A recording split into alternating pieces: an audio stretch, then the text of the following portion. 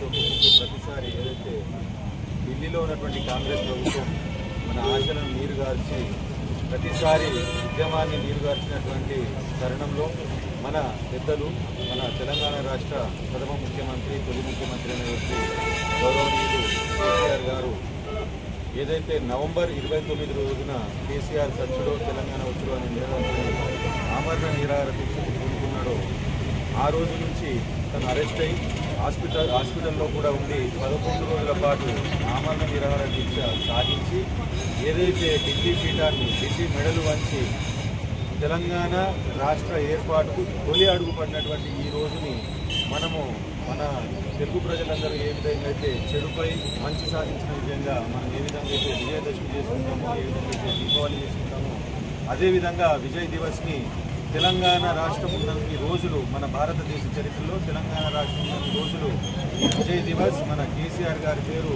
నిలిచిపోతుందనే ఉద్దేశంతో మనం ఈరోజు విజయ్ దివస్ని పండుగ వాతావరణంలో నిలుపుకోవడం జరుగుతుంది. ఏదైతే నవంబర్ 29 లేదో కేసీఆర్ గారికి ఉంటే ఈరోజు డిసెంబర్ 9 ఉండకపోతుండే, అదేవిధంగా జూన్ 2 కూడా ఉండకపోతుండే. కాబట్టి అన్నిటికీ తొలి అడుగు మన ఈరోజు డిసెంబర్ 9 కాబట్టి ఈరోజు విజయ్ దివస్ అని చెప్పేసి ప్రతి సంవత్సరం ఎట్లాగైతే పండుగ వాతావరణంలో జరుపుకుంటున్నామో ఈరోజు కూడా అదేవిధంగా పండుగ వాతావరణంలో మన మైన్సాలో సమన్వయ కమిటీ ఆధ్వర్యంలో ఘనంగా జరుపుకోవడం జరుగుతుంది.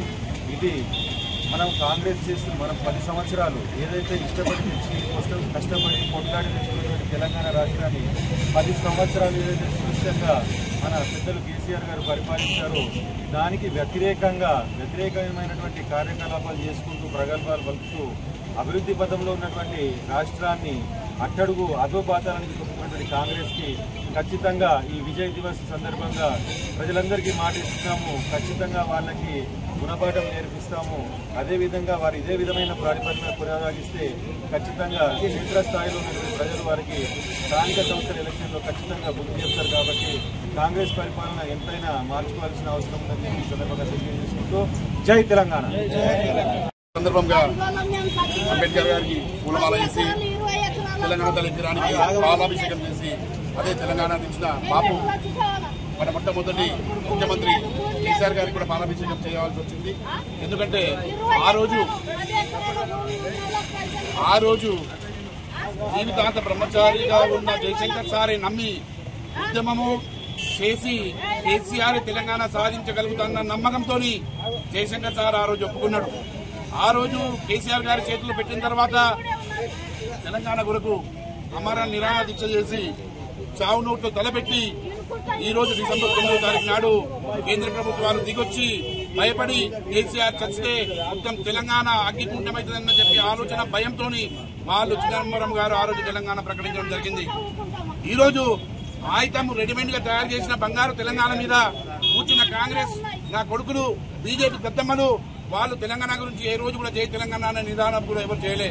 జై తెలంగాణ అన్న మాట కూడా ఎవరు మాట్లాడలే. ఈ రోజు పెద్ద పెద్ద మాటలు మాట్లాడుతున్నారు. ఎట్లా ఉండే తెలంగాణ ఎట్లా చేసినాము, ప్రతి ఒక్క ఇంటికి ఏ ఇల్లు కూడా ఇలాంటిది లేదు. కేసీఆర్ గారు పంపించిన మా పథకాలు లేని ఇల్లు కూడా ఇక్కడ లేదు.